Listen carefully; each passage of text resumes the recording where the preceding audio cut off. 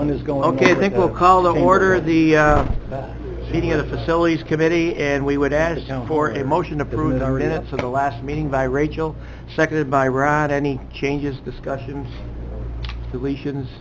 Call the question, all in favor? Aye. Opposed, so moved. Okay, we have, we're gonna, let me read this so I stay on track here. Committee to revisit proposal of Rich Air for construction of, this is, we want to take care of this here first, Jeff? I don't think we have an Pearl or update. Penn? I don't think we Yeah, have an I update actually on that. called the Aviation Bureau this morning, and status quo, it's, they finished their rankings for the grant application, and no news on awards yet for that hangar project. All right, and we can move, you're good with that, and we can move right on to the fixed base operator. Okay, like I had stated in last facilities meeting, the Accord team has been meeting. It's made up of Ed Bartholomew, who Ed just called and had to leave because he's taking his mom to the emergency room. So he apologized, but was here and just had to leave. Ed, of course, from Economic Development. Julie from Purchasing and Jason Spur from Purchasing have participated in the process. We have Ross and Jeff Tennyson and Brian as our attorney, and Wayne Lamothe has been the point man from planning, who has been trying to choreograph and arrange and get as much information to be presented to the committee, because that's ultimately, this is where we wanted to be today so that we could move forward. What I'll do now is turn it over to Wayne to give you a synopsis of where we've been and what we're doing. And then I think Brian has some recommendations as far as contractual obligations and what we're going to get into that we'll need to go into private session for. But Wayne will open up the meeting and give us, and if we have some questions that can be handled here, etc., we'll do that. So Wayne, why don't you take it over? All right, thanks. This committee was formed, and the chairman asked me to be on it, and then somehow it gravitated to I became the point person. So that's how things work, I guess. The task to the committee was really to structure an RFP that reduces the impact on the county budget, while not impacting safety or other issues at the county's asset. And so through this process, we've used the previous RFP as kind of a basis to update and go through. Ross and Jeff really came up with a good list of like 25 questions that needed to be answered as far as how they relate to updated services, procedures, and so of those 25 tasks, 11 are going to be handled by the county airport staff, 8 fall to the county attorney, who's leaving us today, and then there's 4 that really we need committee input on, and that's, I think, what we need to talk in a different session here. And then there's a couple others that are just general county support. The RFP is what we're looking at right now is a 2-part process. It's more of the first part is an RFQ, request for qualifications, and that'll be an abbreviated submission that just kind of says that these entities are interested and meet the qualifications that are established in the RFQ part of the process here. They will be reviewed, and those selected from there that are deemed to be qualified and meet the criteria will be asked to submit a full proposal for consideration by the facilities committee or whoever is designated to do the reviews, and then ultimately the full board. Let's see, what else? What we're trying to do is structure this process such that there's a lot of flexibility for the county and for those submitting proposals to be able to negotiate. To use a straight RFP process really limits the power of the county to actually enter into active negotiations. So hence why we're looking at the RFP process as a combined structure. When you say the qualified people that the ones that qualify as an RFP, who's going to make that determination? This airport committee? I believe so, yes. That's yet to be determined, but, you know, I mean, I think that's where the authority rests, and that's what's been designated by the structure here at the county as having authority over the airport, so that's... And I think there was a stipulation that someone had to have experience in doing it for 5 years, which is ironic because Rich Air, who's done a very good job out there, didn't have that experience. So, you know, and with... when we originally awarded it to him, in other words, so... With what we found with other things at the county, maybe the entity that is proposing to undertake an operation in and of itself does not have the level of experience, but they demonstrate that they have the staff or are contracting with staff that brings that capability to the organization or the contractor. And in that case, they can meet those qualifications. So it's not necessarily that company ABC is a, you know, well-versed in FBO operations, but if they hire or have, you know, a partner coming on board with somebody who's done it for 15 years, then that brings the qualifications to that company. As I said, the second part, once there's the determination of the, you know, that the respondents are qualified per the terms of the proposal process, then a full administrative plan would be expected, and that would be probably a month-long process and part of the negotiation process. The other thing that, through this committee meeting process, development of this proposal process, it's really been, I think, reaffirmed that the Part 139 compliance, that the county wants to maintain that. It offers a level of security and inspection that, you know, just enhances the county's standing. That's where the FAA comes in and does the inspections on a periodic basis. It's not just a self-inspection. So it lends credibility that things are being maintained in the proper order and meets all the safety criteria. I think it helps with the county's liability in the event that there is an issue that needs to be addressed. So,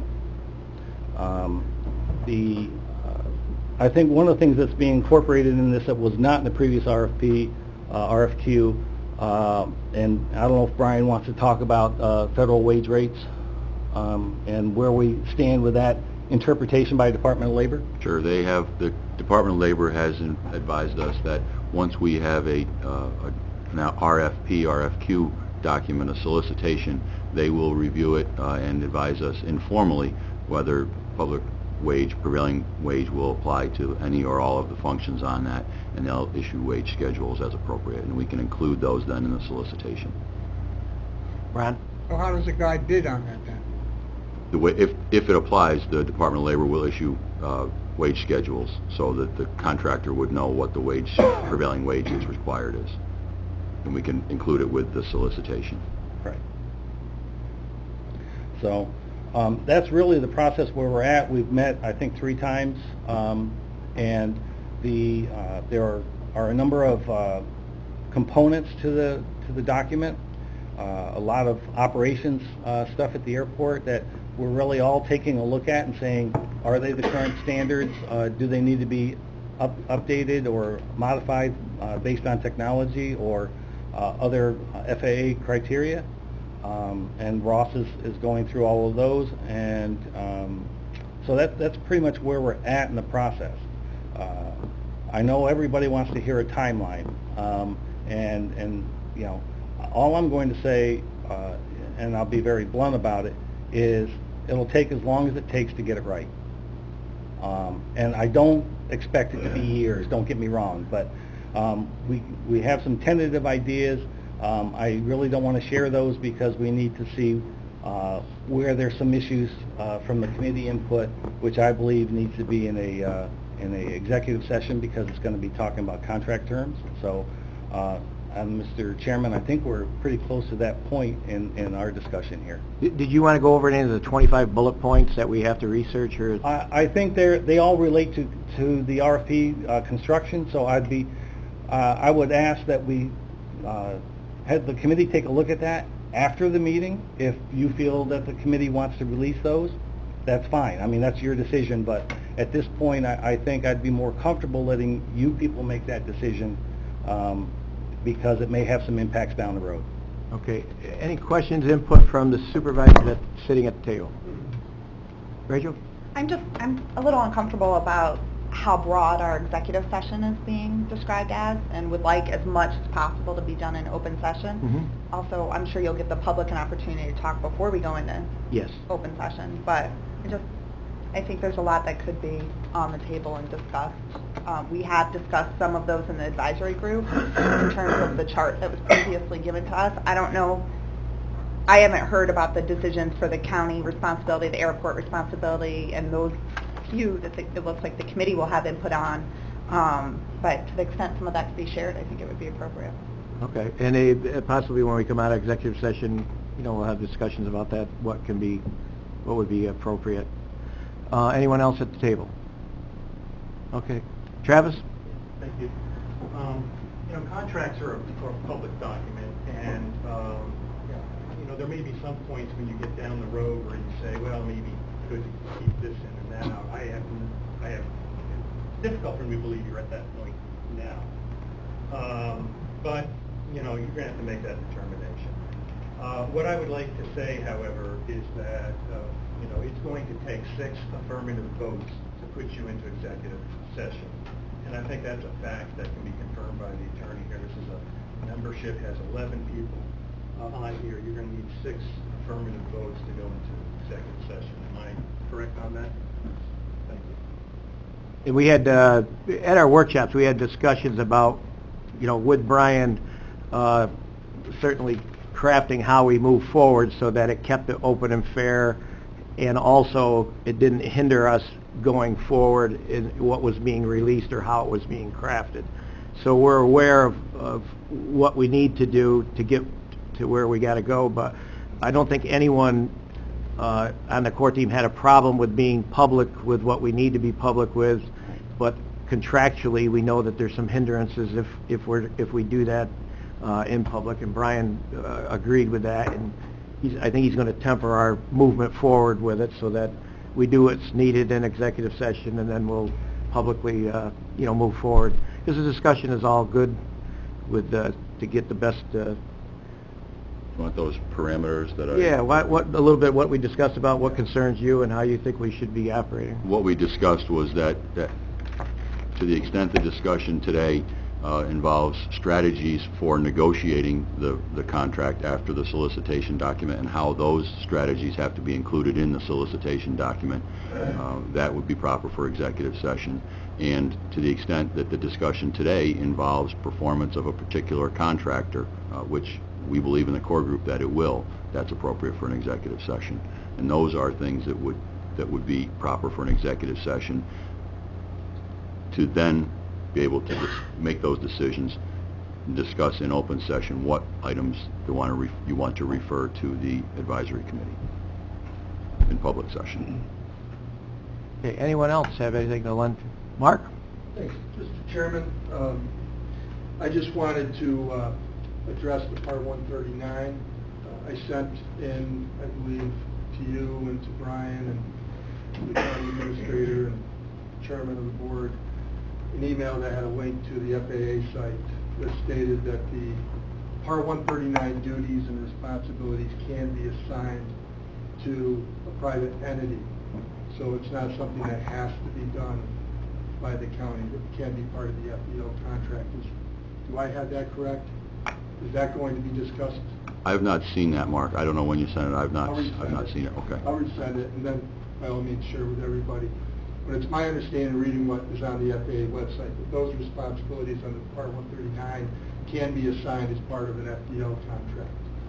They have to be honored, obviously, as Part 139, but they can be assigned to an FBO. The other thing I would like to say is that 25 points that we're having to address, I would ask that those be released as soon as possible publicly, so that if there are anybody that's out there is interested in bidding on this as an FBO, they have as much time as possible to start preparing for the process. So I would make that request to the committee and ask you, as you discuss this in executive session, that be considered as part of the process. Thank you. Okay. Anyone else? Okay, motion to go into executive session. By Matt, need a second? By Ron? Okay, all in favor? I need a show of hands because it's got to be unanimous. Are you Aye. serious? Against? I am against it. I think that there needs to be really clear parameters, and a lot of this can be discussed in open session. Wayne? My suggestion, because with the county attorney, sitting as part of this core group, we've had some concerns of what is appropriate, is that if there was an executive session, we could go quickly through that list, determine what can be talked about in open session, what can't, or what should not at this point in time. At that point, if you wanted to come back out and do that open discussion, and then maybe go back in and talk about those remaining items, that's up to you. Can we, Brian? I agree with Wayne. I mean, the discussion we had at the core group involved the performance of the current FBO operator and how to structure it to sometimes get different results, and it was going to involve strategy for our negotiations. I would advise against having that in open session, but that's ultimately your decision. Go ahead. the 25 points all fall within the executive session? Not the 25. No, I can't Okay. say that the answers to every point fall. Well, couldn't we at least list out the 25 before going? Is Did there the something breakout- wrong with listing the 25 before going into executive session, then identifying what ones we're going to go into executive session on? We Wayne? could Would that be inappropriate? we could attempt that. You want to, in other words, break them out, the ones that could be discussed now? And, Yeah. And I mean, then, people are here by the time, who knows how long our executive session's going to take. okay. They're structured in such a way that I don't think Wayne wants to release until you get a chance to review them. But if you have them in front of you, if you could hold them just for your use at this point until they decide which ones they want to talk about in open session or executive session. We could do a little better than that, I think. Could you go down through them and You want me to hand them out, or to the committee, or what? yeah, I think you should, and then we'll, Yeah. if it gets a little dicey, Right. Ryan will tell us that, we should be careful, just any more And just as- discussion about it. We discussed a lot of this already in open Exactly. session in the Airport Advisory Group, and it would have been very helpful No, I- to have had more people Yeah. at that, a part of this working group, because then we wouldn't be going through this right now. But, yeah, Wayne? Yeah.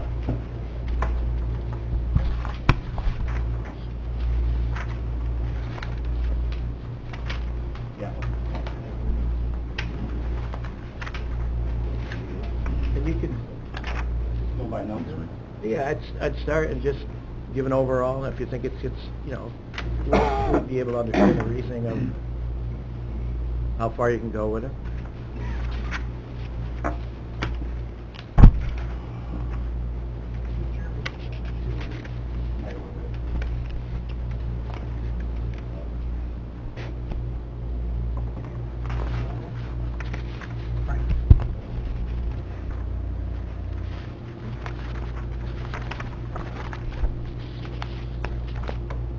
All right, some of the ones, the questions, and again, or issues to be addressed, the OPR's Office of Primary Responsibility. I mean, Ross, as the airport staff, is going to be responsible for a lot of this stuff.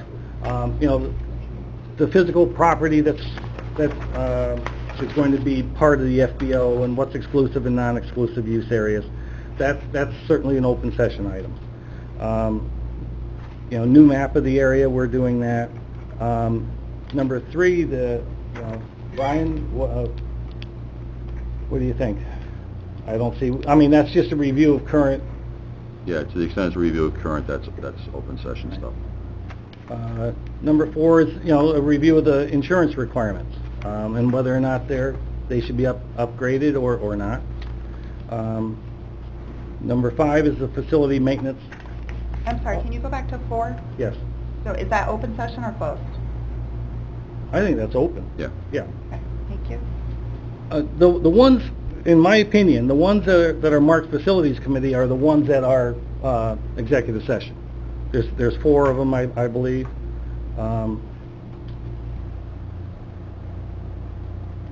You know, rates, how to handle ownership issues,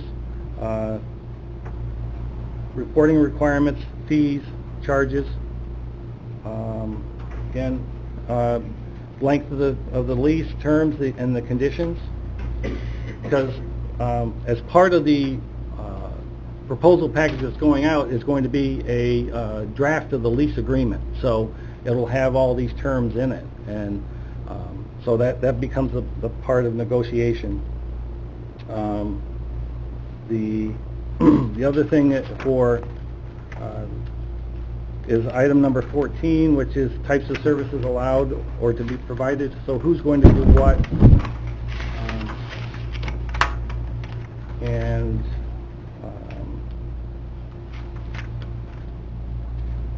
you know, number 18, which is subleases, so those conditions for that. And beyond that, I mean, most of these are just things that we are working on as part of the committee, and Ross for a large part, or the GIS staff creating new maps and whatever. So With a committee, it'd just be better to give an overview of the ones we could do in public session, and then we have those that you listed that we'd like to discuss in private session. We could go to executive session then. yeah, I mean, so Rachel, just a second, Rachel. Just Wayne, as it relates to number 6, compliance with airport master plan, why would that be an executive session? well, that's not the only issue under there. Right, I understand that, but that particular issue, that to me would be an open session. There's also some discussion of current performance. Well, that's not, okay, so you're talking in number 6, Well, current procedures, performance. necessary approvals, that also relates to the current FBO operations. And as far as how things may be done differently. So that should say current performance and compliance. If you're just going to talk about compliance with the airport master plan, it should be done in open session. If you're going to talk about performance, it's a Well, different thing. that relates to some content of the proposal, of the RFP. So,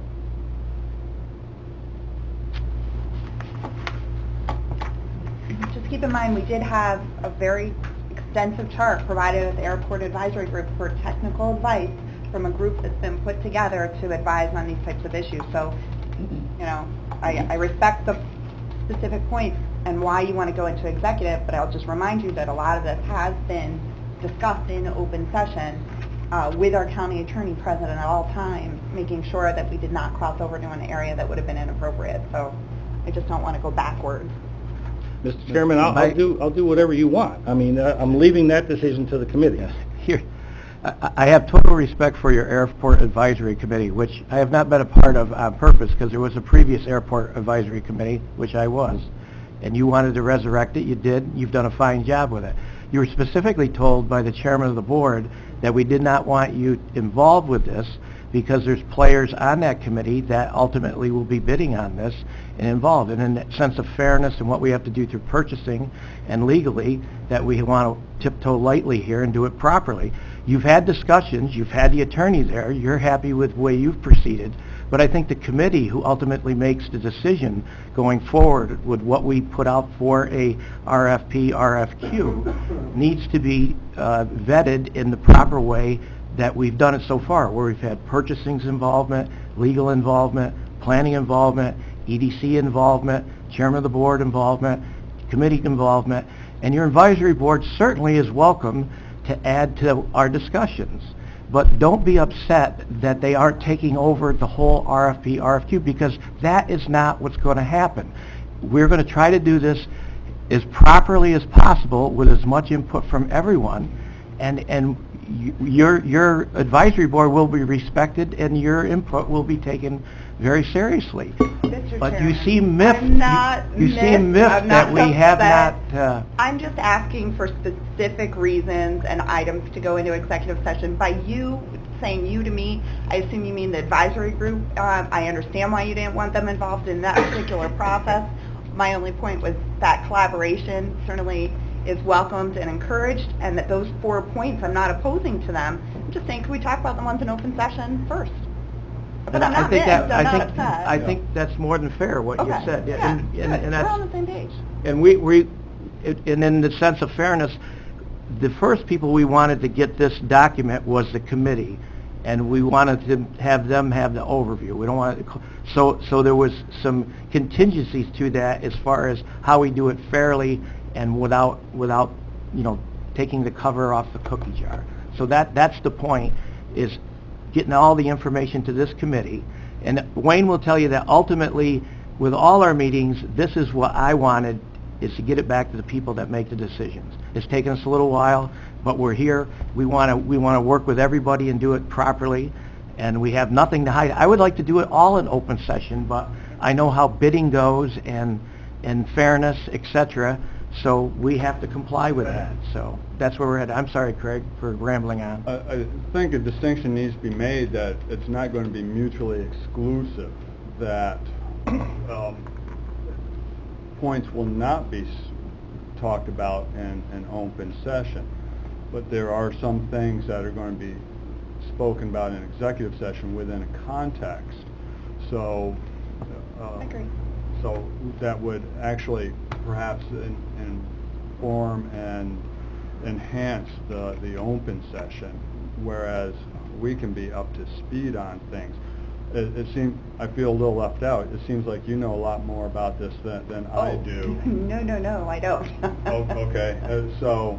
I just know what the group has been meeting on in terms of advisory group, but I don't know what's gone on with this other group at all. And you sitting at the table can represent the advisory group to a degree as well. I agree with you, Craig. But it's, yeah.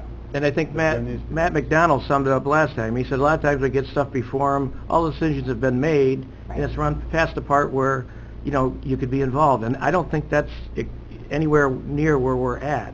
So this is educational, and while we're educating, we don't want to give away the store as to the direction or what we're looking for. But it's not all that complicated, and I think if we can get through this briefly with some of the stuff that's a little touchy, then the open discussion and dialogue will be great. So you want to run through what we have? Travis, go ahead.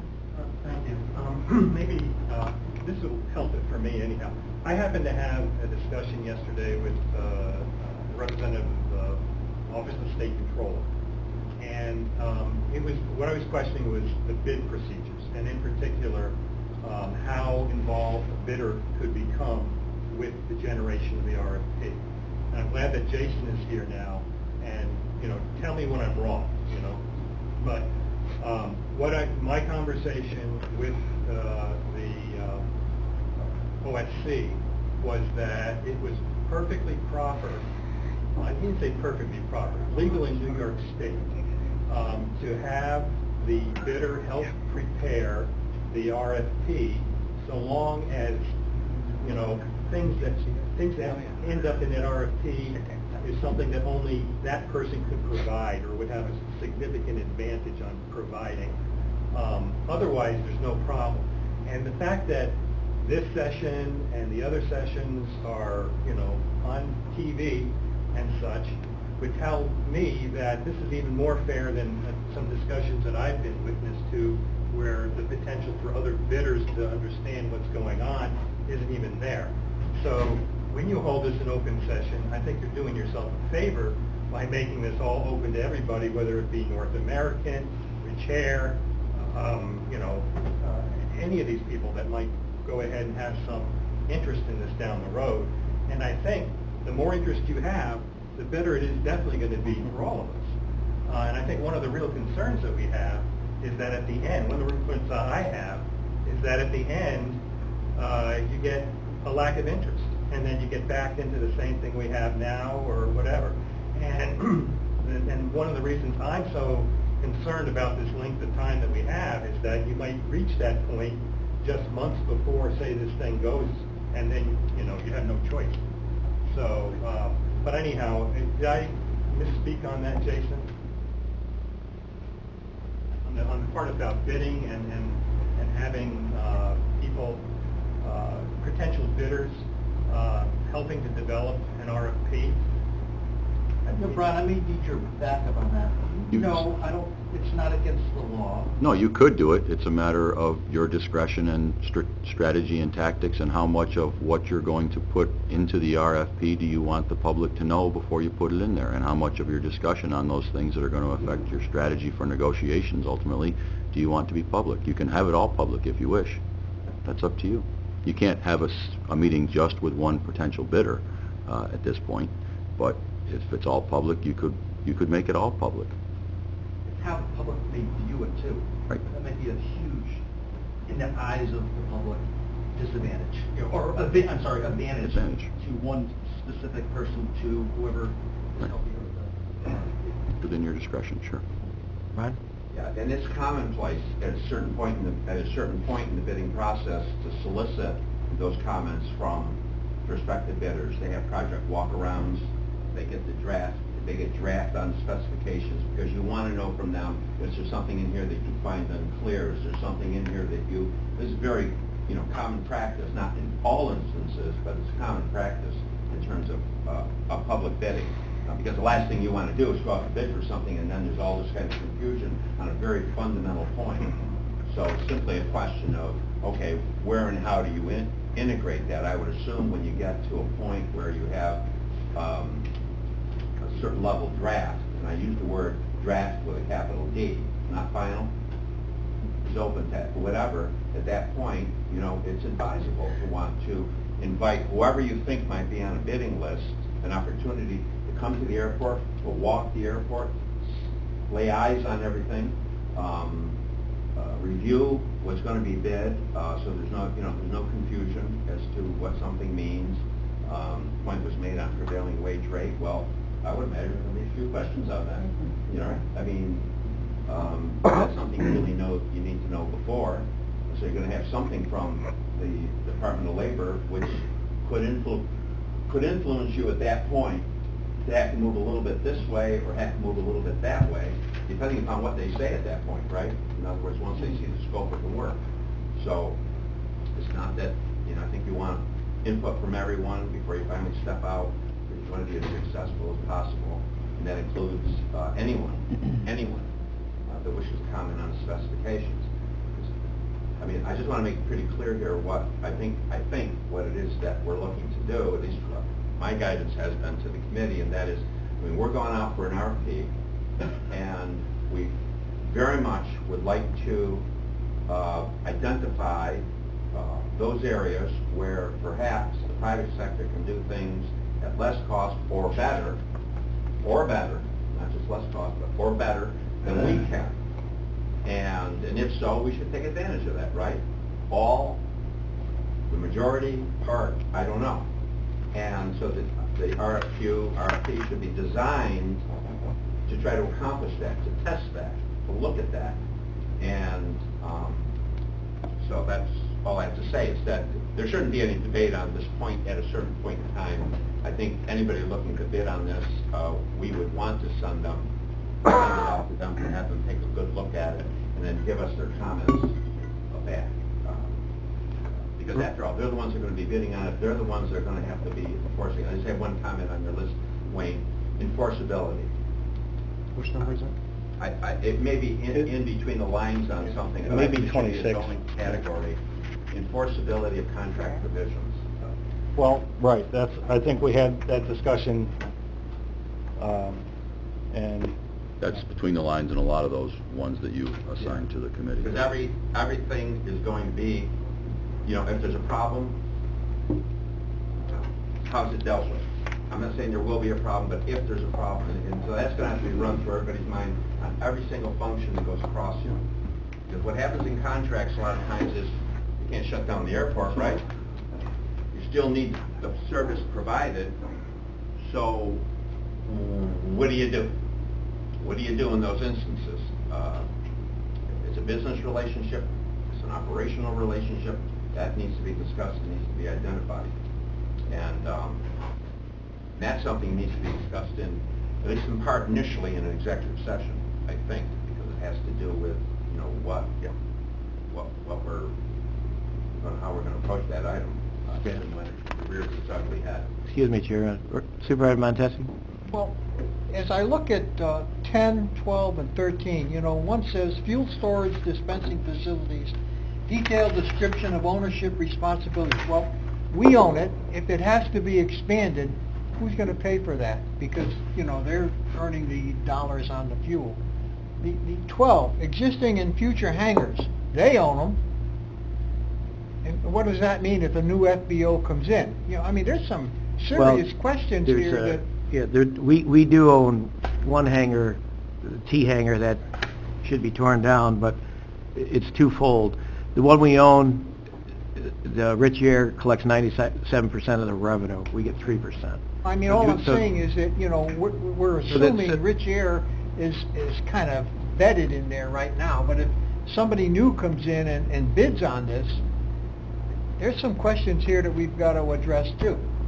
Well, that's the point being that from what you know, I know, and the public knows, this FBO contract that we have right now, there's $1.3 million in revenues that are produced out at the airport.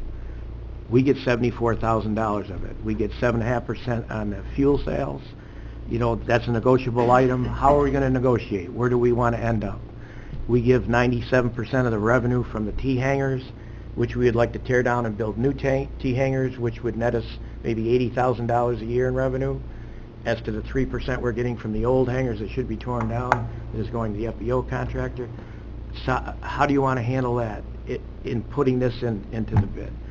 So there's been an offer to do even more than what the FBO does now, specifically mowing the grass and plowing the runways. Do we offer up our equipment? Is there a right to use that equipment? What happens if the equipment breaks down, etc., the training? All that comes into play are discussions of how we move forward. The grass, what is it cut, what is the height? We've negotiated with farmers to do you know, hay and corn.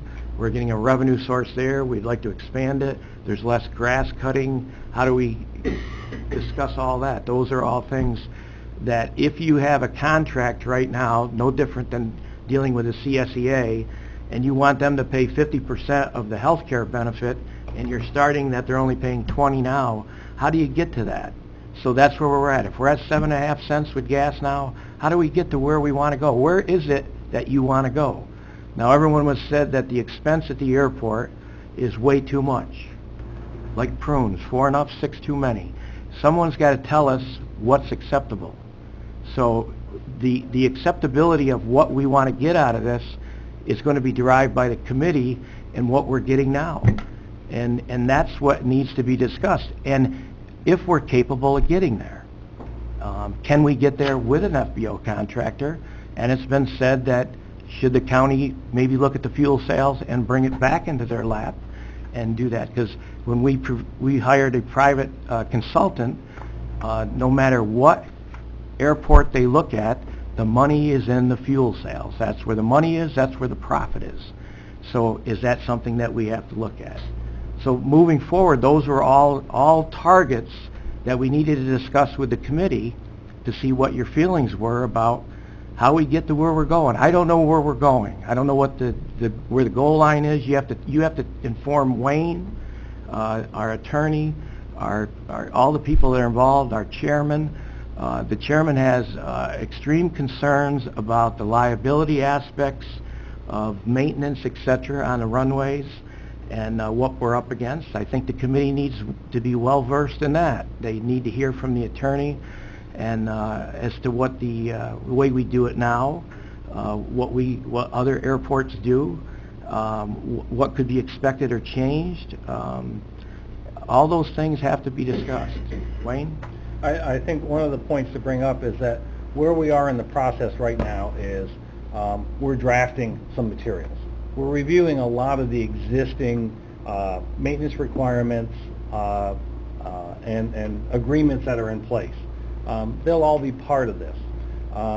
Right now, it's kind of what we're looking for, some general guidance as to, certain types of things that would go in here under those categories. And from that, we will draft some stuff and bring it back. You guys will get more input on it, and hopefully we can tweak it and everybody will be comfortable with it. The point that we're also, the way we're structuring it is based on all our discussions and discussions with other airports, is giving the county multiple options of, and as I said, we're trying to look at flexibility. The county somebody can bid on the entire package, put a proposal in, or they can just do components, whether it be grass cutting, whether it be aircraft maintenance, and then in that negotiation process, whether it be fuel sales, if they want to just do that in aircraft maintenance, or so they can pick and choose, or they can put a proposal in for everything. And then it'll be up to the committee to decide how the county wants to go forward. Do they want to have multiple entities out there? Do they want to have one? What's in the best interest for the county? And the people who use the airport and maintain it. So I think from my perspective, I think it's naive to think that the county will not have an involvement in the airport in some way, shape, or form. I mean, the county owns it. You're the landlord. You're responsible. It just depends on how many of those services you decide to contract out or retain, and that's what we need to do through this process. And that's how it's being structured. So it gives the county the options of saying, we'll do this, or we'll contract, XYZ out and retain something, or we'll contract it all out, and as part of the negotiation, if you say you're going to let the FBO do the snow plowing, what does that mean? And like you said, what about equipment usage? The county has a significant investment in equipment out there. What happens if you let someone use it and you get it back and it's going to the salvage pile? So there's some things that still need to be fleshed out, but right now on these things, most of them we're handling in-house. I just really wanted to give you an update as to the types of things we're looking at, but there are some specifics, those 4 items or 5 that I kind of identified as input from the committee that at this point in time, I think we need to be a little bit more selective on the information that's out there, because if we were to talk about it in open session, it may not at all reflect what we end up with. So I just don't want to have misinformation out there. Not that ever happens. Wayne, could you just go through those points and leave off the ones that you want in executive session, and then we'll see if we can get a vote to go into executive session. But we'll have a dialogue on that stuff, and then we'll address that bit that we have for executive session. And I think that will give us a good overall. Yeah. Ron, I'm sorry to cut you. Well, you have one more member that just walked in the room that, when we voted before, wasn't here. Oh. Yes, sir. Could you just identify if... Yeah, Mike Platt, I'm sorry. But, in terms of what I think the county's trying to do is to just get the biggest bang for the buck out of this proposal. And I've had a lot of experience in business before, creating proposals and responding to proposals. If you're looking to get the biggest bang for the buck, you're going to have to get some creative ideas. And my perspective and my experience has always been open that up to whoever is bidding or potentially bidding to maybe create some opportunities that you can't think of as a committee.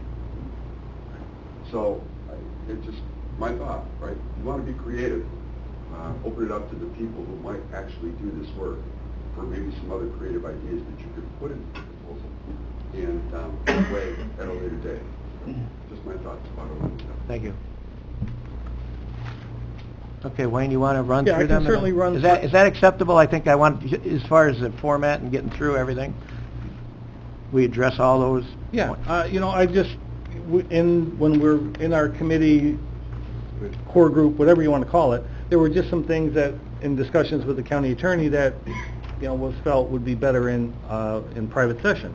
So, but most of these are just task lists. I mean, I just wanted to apprise the committee that of all those identified as airport staff or county attorney, that those respective offices are working on those components, and these are all things or tasks or items that need to be, as I said, reviewed, updated for currency as part of the RFP. Mr. Chairman, I have to step out for a few minutes. I'll be right back. I take a phone call, but I just want to put out there, it just as an example, let's take the Balloon Fest. All right, so you're contracting the facility right now. You got an event that takes over the whole facility. You have to make sure that the contract, that the RFQ and the contract is very clear, just like the original contract as to parking, employee parking, things like this here. Because otherwise we could end up with a Donnybrook here, right? We could end up with a situation where somebody has contracted for something, and the next thing they know, they're not operating their facility for a period of time. In fact, they've lost the parking for a period of time, and maybe they don't like it. And so we need to be talking about that in excruciating detail, I'm afraid, at some point. Yeah, Jeff brought that up on Wednesday when we were chatting, so I think that, that's a good point. Special events, what's the county's right to that, and I think we'll look at that, we'll draft something, and the committee can review it and provide input. And I think what should be said, which isn't on here, but when you review the options of what I was just going on about, what you're getting for fuel sales, what you're getting for rent, and what you're trying to achieve, there is another option, and if Ed Bartholomew was here, he was going to discuss it and offer it up. Geneseo County has taken back, as a county, their airport, and they've done quite well and moved into the black because they did that. The gentleman that is operations and control there would come and speak to our panel and tell how they did it, what the issues were, how they went about it, etc., so that we would have that version of this is something that you could do also if you're not getting to where you want to go with FBO contract. Unfortunately, he had to go to the hospital with his mother just before the meeting. But that's one of the things that will be offered up as we move forward. If the committee wants that, he will bring that person in, they will discuss. If the committee doesn't want it, they think they can achieve what they, through this process here, we don't have to do it, but it's an option that's there. Rachel? Supervisor Gerard, I am wondering, I know we've talked as a group, as a facilities committee and as a board in the past about that option. I thought that as a group we had decided that we were not interested in looking at a county-owned and operated airport. Did a formal vote never take place on that?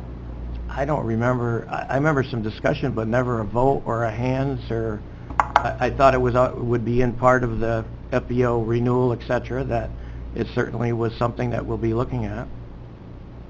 I never heard anyone, Craig, have you ever had a vote or an opinion? No, I was under Claudia, the impression that Matt? that was still on the table. Really? Yeah. I never thought otherwise. I never But realized would there you were so would you many think that people. would be off the table? Is that what Yes, you're- I thought that the majority of supervisors were against a county-owned and operated airport. So perhaps I'm wrong, perhaps a lot of people are open to that If option. it put us in the black, you would be against it? Well, my big problem with all this, and always has been, while we've seen a revenue sheet, I still have yet to see an expense sheet. So I have no idea what it would cost the county. Right, and that's what we're to do saying, that. that But now from you're what going I've to heard get a is, chance to okay. look at it. I heard previously from Ross that we weren't able to compile an expense sheet. That there, that he doesn't know what the FBO pays for things, that we were going to look at some other airports, that expense sheet would have been incredibly difficult to come up with what the reality would be compared to what it is, to really look at the apples to apples. So it's fine. I'm interested to hear those supervisors that are open to a county-owned and operated airport. I'll just bring up, we sold, of course, our nursing home because we were losing money. I'm surprised that there's so many people that think we should be in the business of running the airport on our own. But if that's out there, Okay, but your opinion right now is that we shouldn't be into it. I have no desire to look at that again. But you and respect the discuss fact that there again. might be others on this committee. Absolutely. And that's what we're trying to do, is We're bored. think outside the box, as the gentleman in the back just said. Mhm. Sure. Okay, Wayne, sorry. All right, again, these are more tasks that are just ongoing, but I just wanted to apprise the committee that all these things are being looked at as part of the process. So, Ross and Jeff are looking at, a updated description of all the facilities. There's been, since the last RFP that was out there, the new fuel farm, other things have been added. So we're just making sure that the physical description of the property and buildings that are available to the FBO use are clear, and also clear that there are privately owned buildings out there that are outside the scope of the FBO operation. And concurrent with that, Sarah in our office is going to be working with Ross on making sure that we have proper mapping of that area to incorporate the new aerial imagery and whatever else that can be done. County attorney or his designee, after he leaves, is going to just look at the standard contracts that documents that we have for the rights, responsibilities, who does what, and see if they're still pertinent. So I don't know, Brian, did you want to say anything about that or not? Okay. Thanks, Wayne. All right. Again, we're going to review the current insurance requirements clauses and see if they're adequate. I think there was some discussion on that. Again, there is a maintenance chart that the airport staff has as the types of maintenance that are required, when, and so those are all being looked at to see, are they current? Do they include all the renovations or new buildings that have been done, or buildings that have been removed, or will be part that may not be part of the current FBO operation? Wayne, Mr. Chairman, may I Mhm. add something to that one? One of the things that we thought would be an appropriate area for an executive session on that item would be how much of that maintenance to include as a requirement for any particular function that would net the county the most amount of maintenance from an outside entity, but not strain it too far so that the entity would not be interested in bidding on it based on what we're looking for to get it. Does that make sense? I didn't know if it came out right. All right. Number 6 is again, I think something that some input from the facilities committee, again on standards, cost sharing, those types of things, and procedures that we would expect the FBO operations to follow. Number 7, again, is directly, percentages, commissions, direct fees, and so I think that's something that we really need to be able to hash out and get some guidance on from the committee. One of the things that I think we learned as far as the review process with some other projects was, as part of the review, the county treasurer's office looked at financials of the companies to determine their economic viability. I think that's something that we need to look at here, so that when the proposals come in, what would the county attorney or treasurer feel would be sufficient to show that the company is viable. So whether it's profit and loss statements from the last 3 years for if they're an existing FBO, I don't know. That's a question for the treasurer's office. Again, between this committee and the county attorney is the number 9 is the what are the terms? Is it 5 years? Is it 10 years? Is it a 5-year renewable? Is it a 10-year renewable? So that's an item for discussion. Again, number 10 is all the issues related and DEC permitting, identification of everything that the FBO would be responsible for with regard to the fuel farm and what the county would also be responsible for. The 11 is, again, some kind of reporting process with the railroad. Justin's here every month. What would be expected of the operator at that point in time under the new contract. Number 12, a discussion by Ross or whoever that can give discussion on. It also relates to the airport master plan to some extent as to what are the anticipated expansions or operations that are different than what's currently being operated. What's currently out there or how the operation is done, such as tearing down the existing T hangars, replacing them with new ones. Then that impacts, revenue distribution. So that's all part of the, that discussion in item 7 relates all to that also. Again, same with 13.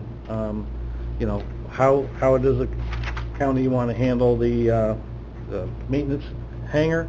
Right now, that's being offered up as a separate bidding item in the RFP, or a full-service FBO could also retain that. So again, we're trying to structure it such that if there's a better operation for the county or use of that building, then we would accept alternate uses and look at alternate ways to, as I said, utilize that structure.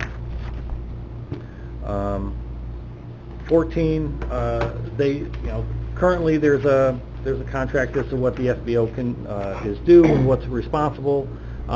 We just need to review that, and we are in the process of reviewing that and seeing what should be added, what maybe is best left out. 15 is how to handle all the utility costs, and we're looking at that. Again, Ross is itemizing those, and we're trying to identify what can be split out and what needs to, what's out. If the county maintains the runways, then there's also the lights. There's utility costs for those. So, where does that cost go to? Does it stay with the county? Does it become part of the FBO operation? General lease agreements, how maintenance is done. Some of these overlap. I'm not denying that, but there are areas of concern that we just want to make sure that the RFP addresses, or that the maintenance standards that are part of this will address. Again, have the county attorney's office look at the how subleases, if any, would be handled. And again, county attorney to look at, under what terms or sections of municipal law are we entering under this? Are they still current? Is there anything else that could impede or assist in FBO contract? A review of the FAA requirements as far as FBO operation, leasing, and utilization of buildings. What happens if something gets damaged to a building by either act of nature or negligence of an operator? Airport security, who's going to be responsible? What's the county's role? What's FBO's role? And again, a compilation of all the restrictions that any or agreements that are in place with other entities for grant administration, or in perpetuity restrictions or obligations that the county or FBO would be responsible for under grant awards. Second page is just the attachments that would be part of the document, and those are pretty self-explanatory. I mean, they're either the county attorney has to draft, such as a draft lease agreement, or Ross and Jeff have to provide. So, I mean, that's in a nutshell what still needs to be done. And as I said, we've assigned areas of responsibility, and we're all going to work on it. I will say that ideally, we want to complete this as soon as possible, at least a good draft to be reviewed. We all have other tasks in our departments, and we just got through the budget process, so at least from my perspective, I now have more time to spend on this.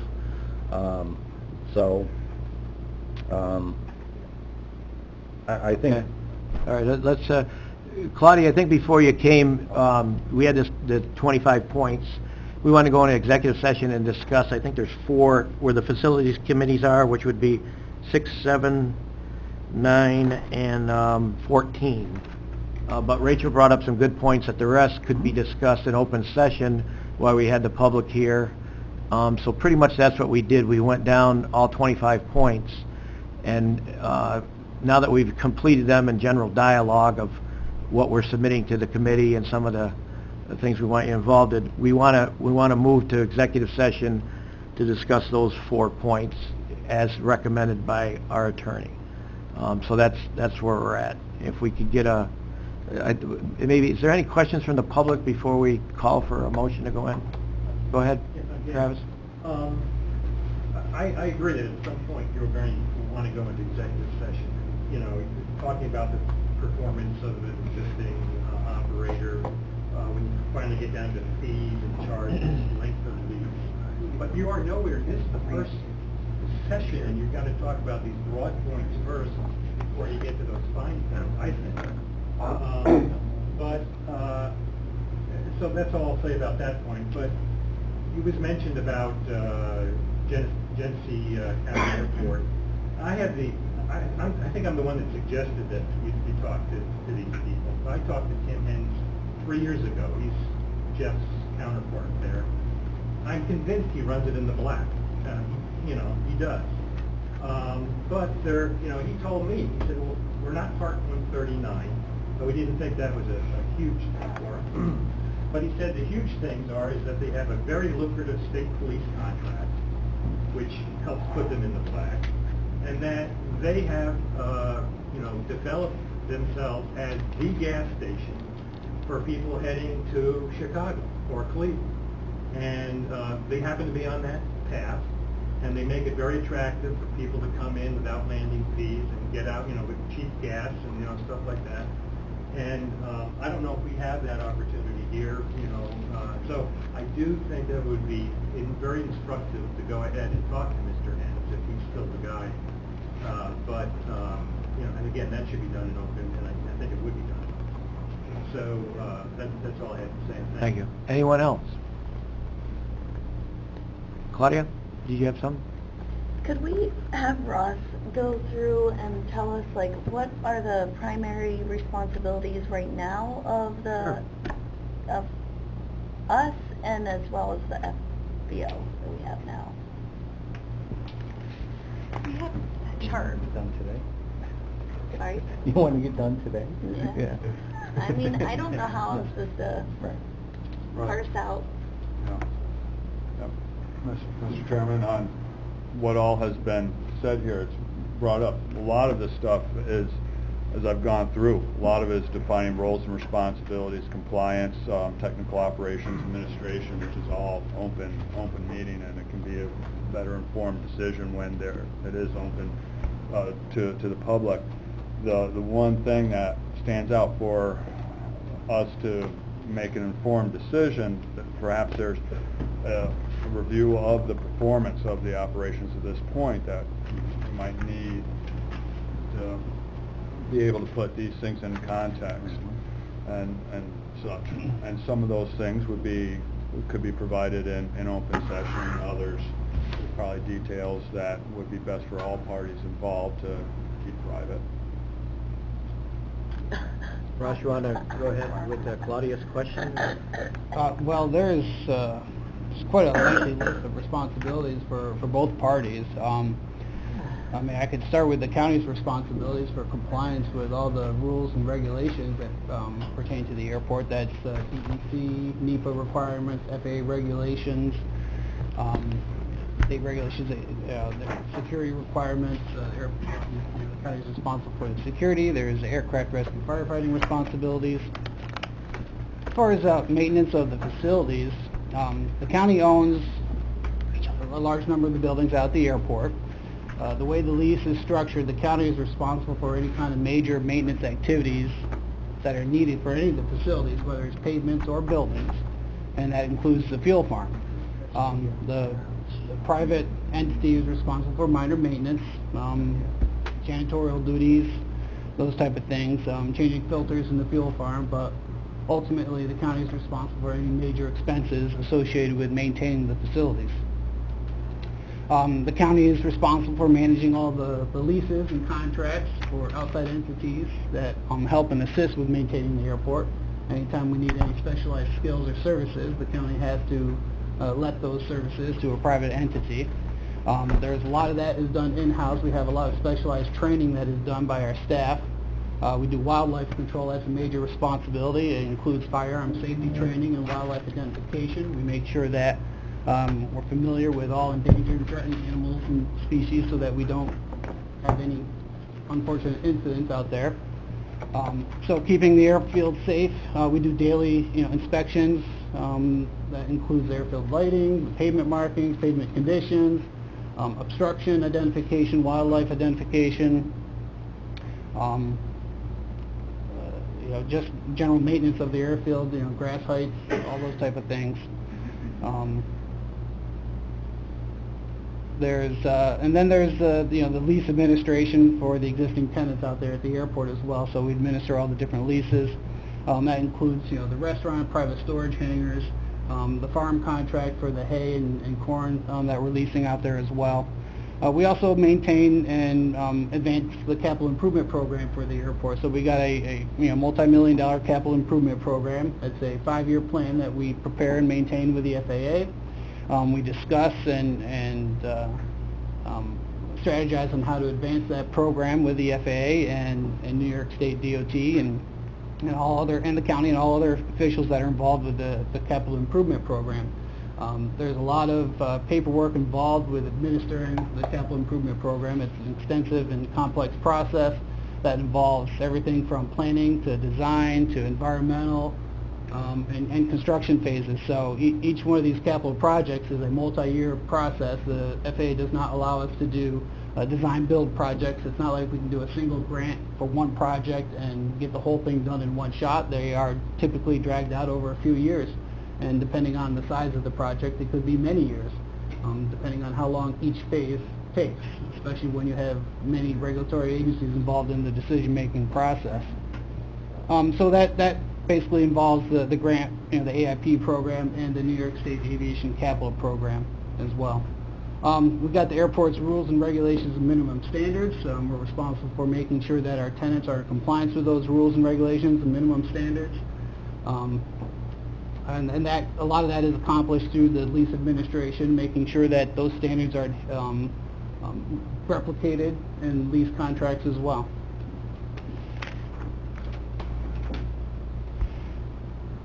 I guess I'm running out of steam. Anything else you want to go over? What about that? What does the FBO do? The only thing I heard you say was cleaning.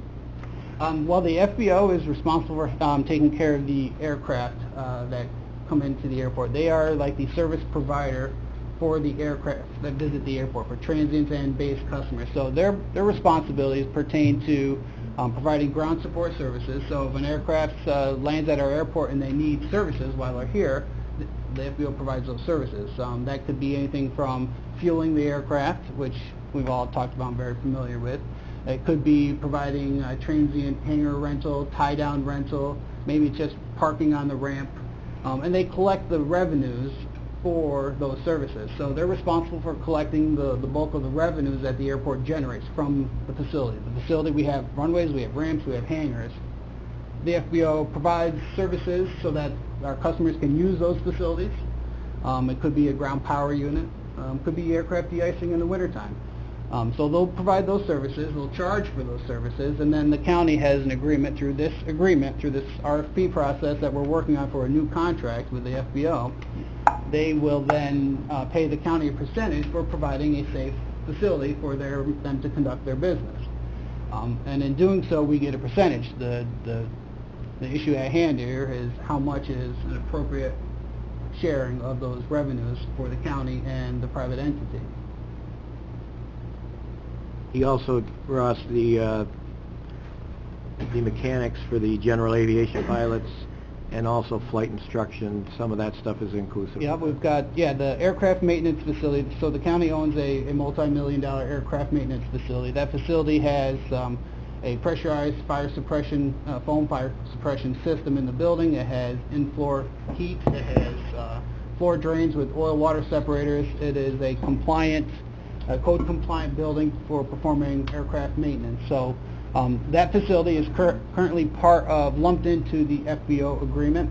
So it is not carved out separately. That agreement is structured such that they do not pay any percentage of their activity out of that hangar, and there is no separate rental payment for that building. It is part of the FBO rental payment in general terms, and that's $2,500 a month currently under the existing contract for all FBO services, plus their percentage of their fees that they collect out at the airport, not including aircraft maintenance. So that's one of the things we're looking at, is how can we restructure the RFPs to maximize the use and profitability of that building. Flight instruction is currently required under the FBO operating agreement. The way that is handled currently is through a third-party agreement between the FBO and a couple of individuals who are certified flight instructors. Those flight instructors essentially enable the FBO to be in compliance with his lease agreement. So those aircraft and those flight instructors are not direct employees of the FBO. They're private individuals out at the airport. They still rent hangars and pay for tie-down space out at the airport, and they operate a flight instruction business with their private aircraft. Ron? Ross, just one question. If we were to turn this over to an FBO, how do you see us getting grants? How would you handle the administration of a grant? And you know what I'm saying? Right now we're into one where we're thinking of expanding the 1,000 feet on the runway. Well, obviously that some consider a betterment to the FBO. I mean, if it was an FBO, but Right. Who shares in that responsibility? It seems a little complex to me. Yeah, typically, for an airport that contracts out the maintenance, management responsibilities of the airport, the FAA will still conduct business for the grant application program through the public entity, the airport sponsor. So that is not typically handled by the private entity. So, for example, the airports, like maybe Saratoga, for example, when they're talking about their airport capital improvement program at Saratoga with the FAA, they're not talking with North American, they're talking with the Department of Public Works, who oversees that contract. So the county would still have to oversee the FAA AIP program, the capital improvement program with the FAA. And then their share, the 5%, would they pay that, or would they be part of the negotiation with the FBO? Well, that would be up to the committee and how you want to structure that, how you want to I mean, address because those it is an issues. But improvement. I don't know of any private entity right now that would pay the local match for a capital improvement program. I'm not familiar with it. I'm not saying that it suggesting doesn't but I happen, mean, but- it is an improvement of the airport that the guy is running. Yeah. Yeah, just keep in mind that most of the capital improvement program is safety related. Okay. There isn't an incentive for a private FBO to put any money into safety. Okay. Yeah, the FAA will not issue grants for revenue-generating projects. Thank you. Wayne? The one thing I would recommend to the committee, and actually any of the board members, if you haven't, get with Ross. I spent 3 hours with him. We drove around, we looked at every building, looked at all the issues. I mean, to make an informed decision, I think you guys need to tour the site and really understand what the issues are, what the maintenance issues are, what the Ron, and then you. responsibilities are. And that is what's driving the RFP process is, the county's liability, the county's asset, and we're trying to protect that. I'll tell you, I did 22 years in the Air Force between active duty and reserve. I've seen an airplane run out of runway. And I've seen the box of bones in the hospital when they're identifying the remains. It's not something the county ever wants to have an issue with, is safety. And that's one of the things that we really need to be careful about, is that the safety of the airport is maintained either through snow, lights, or maintenance, that it, you know, we do our due diligence. Ron? Yeah, I just put out for the committee that I think needs to be discussed as well as it relates to final decisions that are made on the RFQ. And that is, at present, and I'm not going to judge anything here, any commentary can take place in executive session, but we have an FBO that's also a developer. And those are two separate and distinct things. So when we talk about how we're going to move forward, you know, we need to entertain ideas like, suppose developer B comes forward and wants to build a building at the airport. Are we going to expect developer B to have to go talk to developer A, or are we going to handle that? If we're going to handle that, how are we going to handle that? We're going to handle it like we presently handle it. We're going to handle it in some other kind of fashion.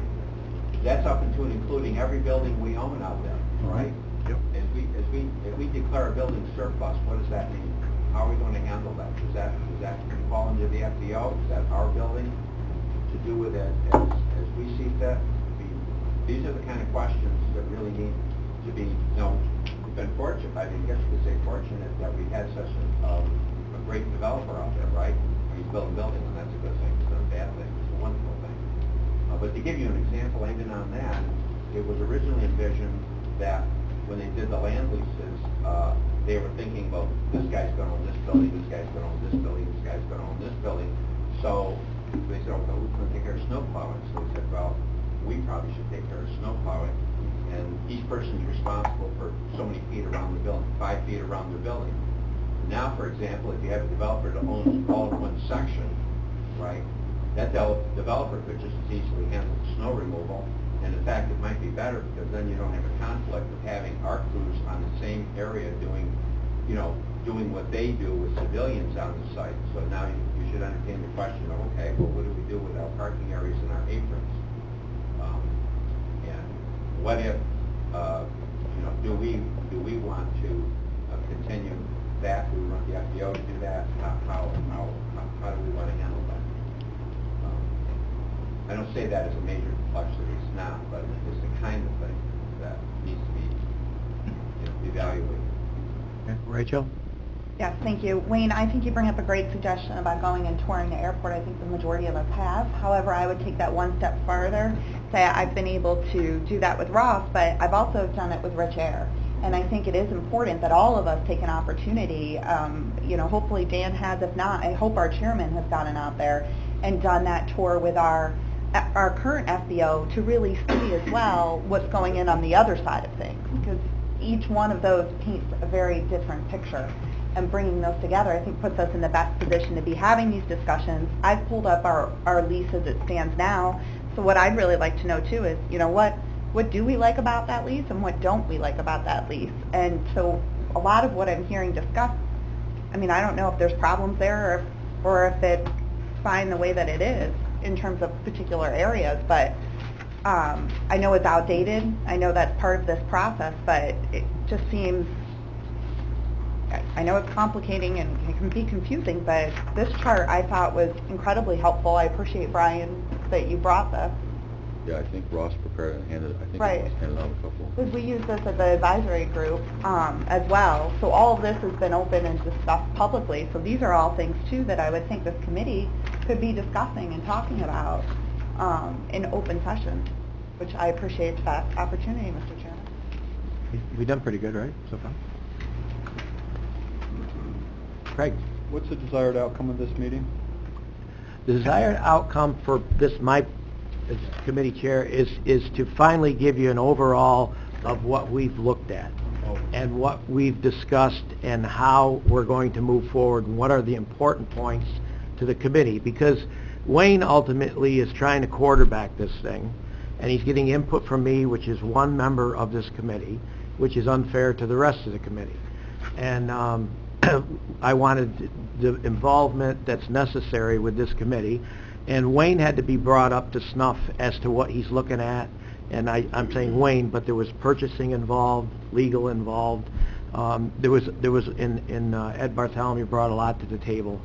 So I think Wayne's at the point now where the 25 bullet points that he's ready to move forward and get those answers and input from categorically those people that can provide that. But he now needs the direction from the committee, the consensus. My point to him was, we might not all agree on how we want to move forward, but we have to get a consensus, and then he'll understand it, and he has to craft our movement that way. So that's what I'd like to get out of it, is your input and some of the problems which we can recognize in drafting an RFP and some of the complexity and how we navigate. And then we'll meet again and getting all the best input we possibly can. I mean, that's about, in fairness, where I'm at. Is that understandably, are you comfortable where you are now with what I just said? In other words, being part of the process. Is there stuff that I've left out? Is it confusing? Is there anything more definitive you need that you think would be more appropriate to point us in a better direction or a more succinct direction? From what I hear you saying is that it would be helpful if the people doing the work had direction from the committee on the particular strategy. I don't think it's fair to them to try to put a lot of time in and come back and say, oh, no, I don't want to do that, for whatever reason. I think he needs to hear that, yes, this is where we want to go, and let's attempt to get there. If we accomplish it, yes, but at least we made the attempt to get to wherever we're going. Wayne? Can I just give a couple answers, I guess, or recommendations? We are proposing that this be a two-part process, that there would be initial submission of qualifications, and from that allows, because you're doing the RFQ process, allows the county to more actively negotiate the final terms. Is that mindset appropriate, or does it meet with concurrence with the committee? If not, we'll do a strict RFP. They'll have to put everything into it, and very little of it, if any, would be negotiable once a proposal is submitted. So, I mean, we're trying to keep it as flexible as possible, but if you don't want to do that two-part process, just let me know now. Wayne, could you explain the timing, if there's going to be a distinction between doing a straight RFP versus this one, what transpired? Well, my supposition, and this is only mine because it's purchasing also would be involved, is that we would try to get something out, as soon as possible. As I said earlier, you weren't here. I mean, it's going to take as long as it takes to get it right, but that doesn't mean we're going to take forever. We want to get this out. I anticipate that there would be a submission of qualifications. The committee would then review those and say, hopefully we've got multiple entities that would submit a list of qualifications and some initial information, which we would identify. And from that, then you'd give those entities, once you select who you want to continue negotiations with, you'd give them a month to do a management plan that really spells out how their operations would transpire. From that, then you begin your negotiations. You may like parts of one, and you may not. There may be someone who wants to do just the aircraft maintenance. So if you have a full-service FBO that wants to do everything, but the county really likes how the aircraft maintenance is going to be, then you have to negotiate with the person who submitted the full-service one and say, how would that impact your proposal if we split it? So that's all part of the process, and it allows the county to do that by utilizing this process. So, I envision that this will all be, a done deal well before budget season the next year. I mean, so that the impacts on the county's budget would be well understood.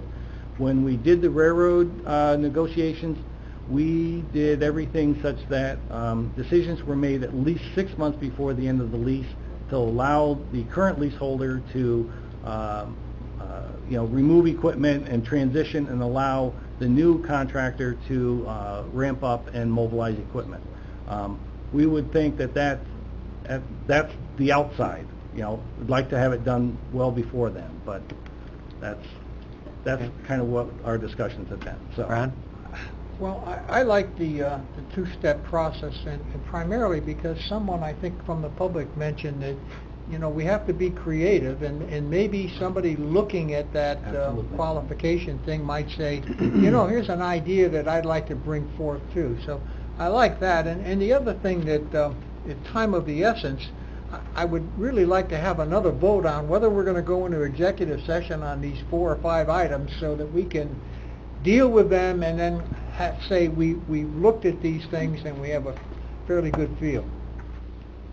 Okay. Rachel, you had something? I did, and just looking at the differences between the RFP and the RFQ, so that I understand this, you're saying we go out for an RFQ that is not vague, because what I'm reading is that if it's vague, we've got a big problem. correct. So the RFQ has to go out, and then from everything that's submitted, then we draft the RFP. No, it all goes out as one entity. This is So not that- a hybrid process, because So they understand what all the final terms would be. So are they interested? If so, they're going to submit an RFQ, then we're going to say, okay, we agree with your qualifications. And so now looking at the terms of the RFP and all the minutia that goes with it, you know, prepare a management plan.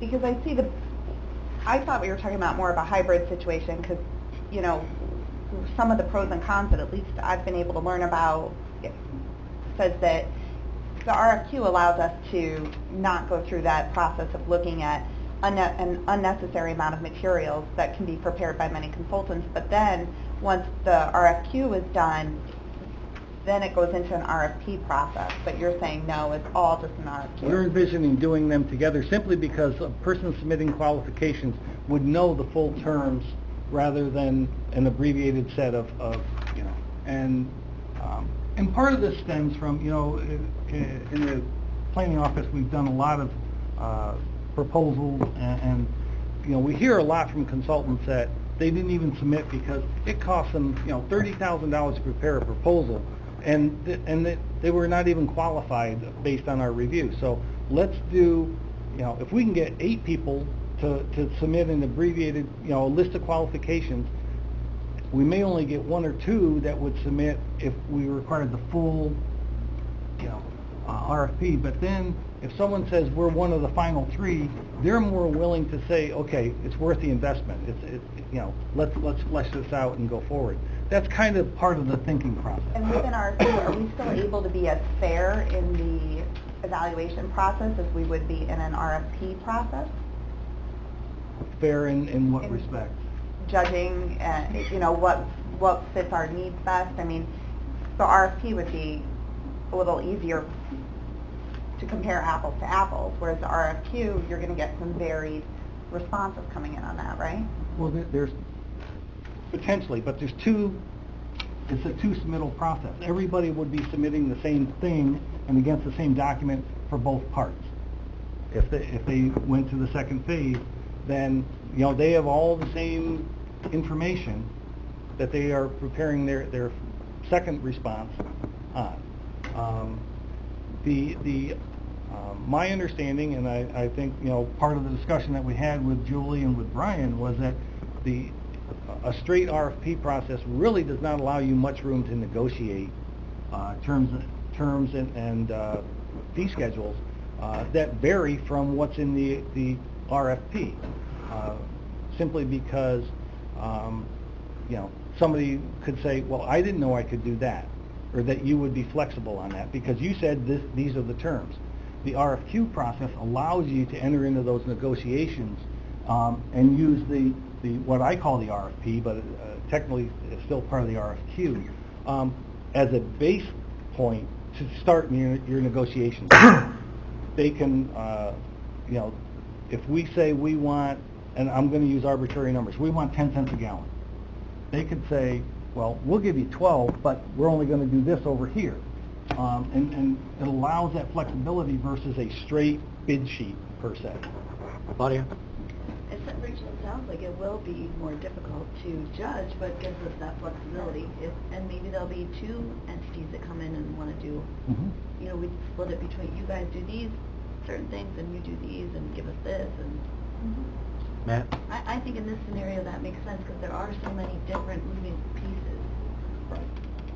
And that's not to say it wouldn't be all one entity, and you know, that's how it ends up, but Right. it allows the county the flexibility, and I think that's what's necessary to really craft, you know, something that's to the best interest of the county. You know, the best interest of the county is have a viable airport. So how do we make that happen with everybody? And those discussions came out of Julie and Brian saying this recommendation wing to the core group, this would give you a little more versatility. Yes. Where you're locked in. So that's where we bought into the program, and Wayne, Matt? Thank you, Mr. Chairman. I just want to throw my 2 cents out here. I think while we do want to get this kind of put to rest here so we can move forward with it, you know, that being cautious about this whole process to do it right, that's more or less where I'm interested in. And if an RFQ allows us to do it right, that, you know, with the trade-off of it maybe taking a little bit longer, I'm okay with that. That, to me, the way it's being presented, if I'm understanding it right, it does add a lot of flexibility to this process. I know I've only been on here for a brief time, but I looked through those RFPs from the Siemens, the engineers that responded to that process, and it was basically a yes or a no, and we actually had to allow somebody to revise their proposal. They had to go back and revise the proposal because they didn't understand it correctly. Maybe I'm convoluting it, but the process. But this will eliminate that from having to happen, and I think we'll actually get the best outcome possible. That's all we're trying to do. Okay. Ed, do you have anything that you want to add to public? One other thing that would be helpful, this chart, as Rachel has indicated, I think is very helpful and utilized. I think another chart would be helpful, Wayne, and gives the point to put in on one column, actually, again, the terms of the current FBO lease, and then over to the right, put the proposed terms of what we're asking in the RFQ to see if they line up or we're adding or taking away from other terms of the lease or expounding on another way. Because at the end of the day, I think that's what the board is going to be looking at, is what's going to be contained in that RFQ. But understanding this is a little bit different than what we have done in the past to the document, which is at least, I think that would give a little more assistance for everybody to review, including myself. Okay, anyone else before we take a vote to go executive? Go ahead, Ed, sir. I'm sorry, just a quick comment about it. Request for qualifications. There's a risk that you could limit people that respond, and you could therefore limit the new ideas that you might be able to get in terms of how to address some of the issues. Just a comment. Just a comment. You think it could work in reverse? It could work in reverse, because if you have a very detailed qualification spec, there might be only one person that responds. I address that, Mr. Chairman. And you are We have a- correct, it's a matter of identifying those qualifications, and we're not there yet. But I don't necessarily think it's going to be exclusive. It'll allow hopefully it'll allow somebody to be You're innovative. able to get 5 or 6 different... Yes. Our hope was that it would expand it, but Brian wants to address it a little bit, because he had to... We have a what I think is at least a start on a solution to that problem, is that there is a category we're proposing to add to the RFQ that would say any other services that are not envisioned herein that would maximize use of the airport.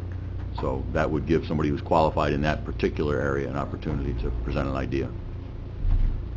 I just have one more comment. Go ahead. You know, in terms of when the RFQ needs to be done, it's a pretty simple process. We know we need the contract signed by a certain date. Just work backwards.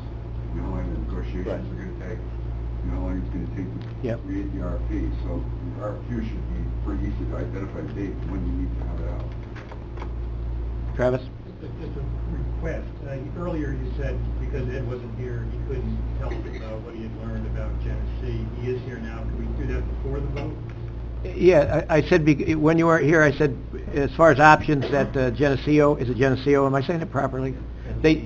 Genesee County took back, and that you talk to them, and the gentleman would come and talk about how they went through it and what's going on with it.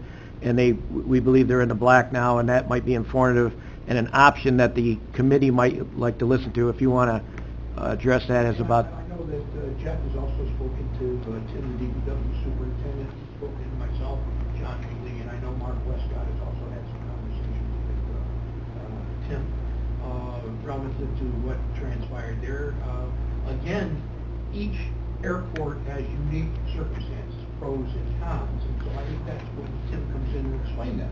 One of the advantages they have is they're located near several major corporations in that outlying area off the thruway that affords more jets, corporate jets, to be coming into there to visit some of the businesses in the area. So they have a little bit more of an advantage in that respect, looking at that strictly between Genesee County and Warren County.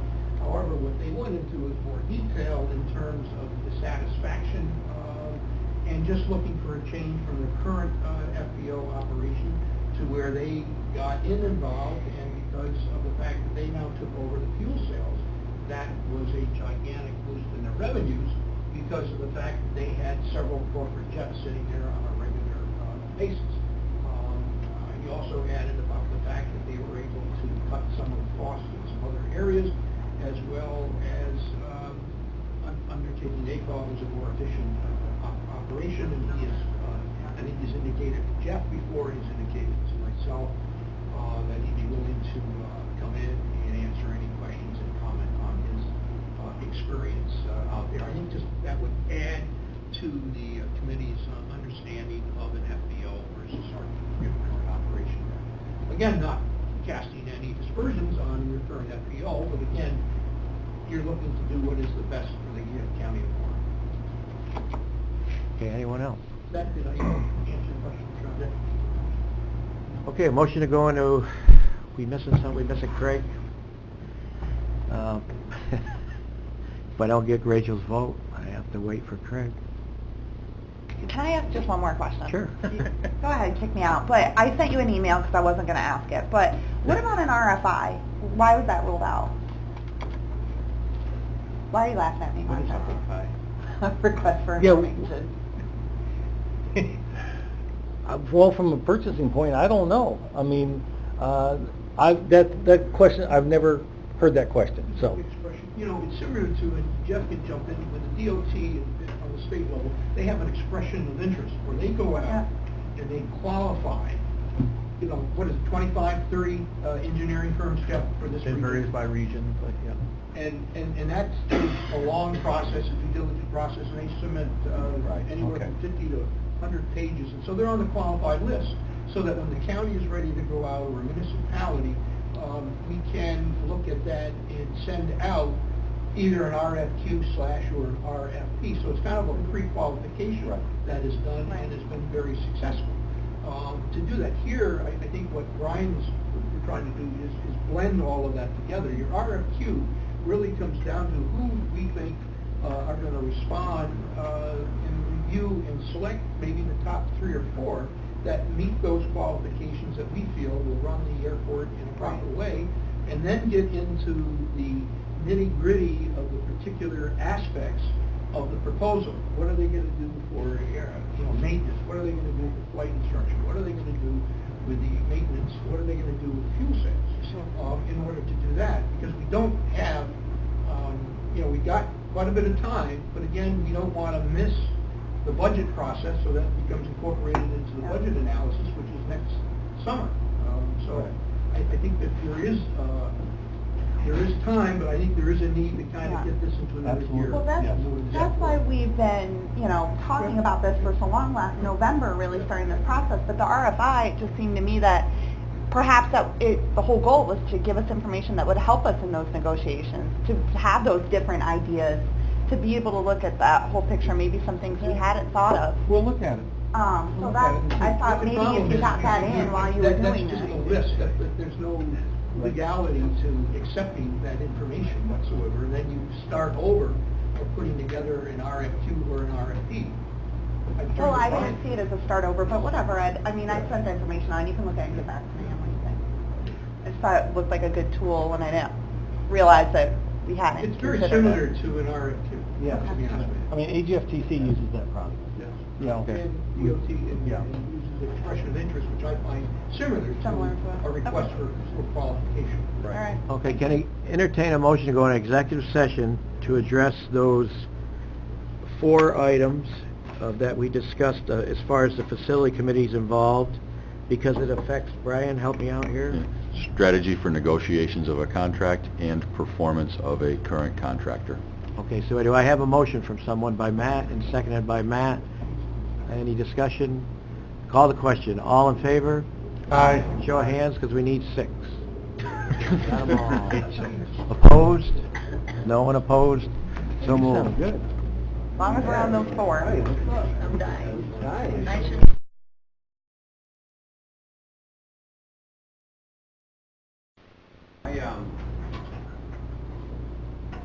I'm concerned about exactly how much interest we're gonna get from a bidding point of view. And the bidding process, fundamentals of the bidding process is the competition amongst bidders, right? That's how you achieve what you need to achieve. So, one of the things that I think is very important in the RFQ and then the RFP is to make sure that, for example, if it is in the best interest of competition that a certain function be bid separately, that it be bid separately. Bid it as a package, for sure, because you might like to see it as a package. You might be dealing with 2 or 3 people, and you could be dealing with 1, right? On the other hand, if you are able to create that competition through the grant, particularly on the revenue items,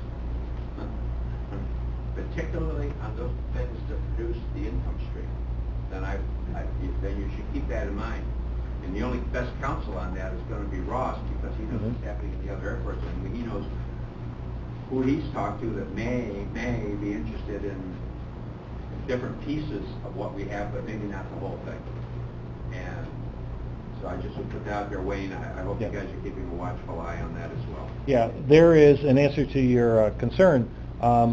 As it's structured right now, the draft has a base that's all-inclusive, but then it has 9 options to break out individual components if someone just wants to do aircraft maintenance and fuel, or just aircraft maintenance. So that's why we're trying to maintain that flexibility to say, in the long run, how does all that come together, for the best of both worlds?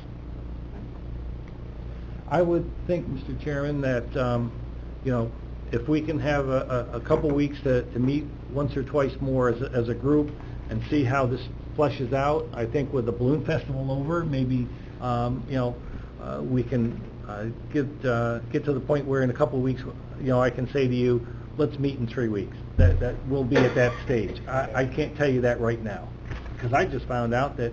No, you didn't find anything out yet. Okay, all right. Ed, you got anything? No, I think that, Wayne is trying to work in time frame. I think getting another draft out there, taking into account the concerns of the chairman and raised here at the committee. I just want to comment that I think that we've learned from the experience. In every contract that we have, we can get better points perhaps for the county, but not necessarily cast issues on the current FBO. I think we have to be careful in that analysis. But let's see where some areas, Ross can tell us where we need to make some improvements, and Jeff did the same thing. And I think the committee here today is saying that they want to increase revenues for the county in an appropriate manner. Thank you. Frank? Yeah, I would just, follow on with what Ed's saying. To me, this is a success story. Where the airport was before Mr. Skimmerhorn came along and where it is now, it's like night and day. And I think it's, success. Absolutely. I thank Rich for doing that. But that was one model, and I think we need to change the model because we need to take care of our expenses here. I think he's done. And I agree with you 100%. Where we were and what He promised to do things, and he executed, and he did them. We've grown, we've gotten, 9 years under our belt plus, and, we're under scrutiny with the costing, et cetera. We could do better, so I think we need to make some changes, and we'll do the best we can with it, so. Different environment. Okay, motion to close? Adjourned. Brian, second by Matt. All in favor? All right. Read it? Read it?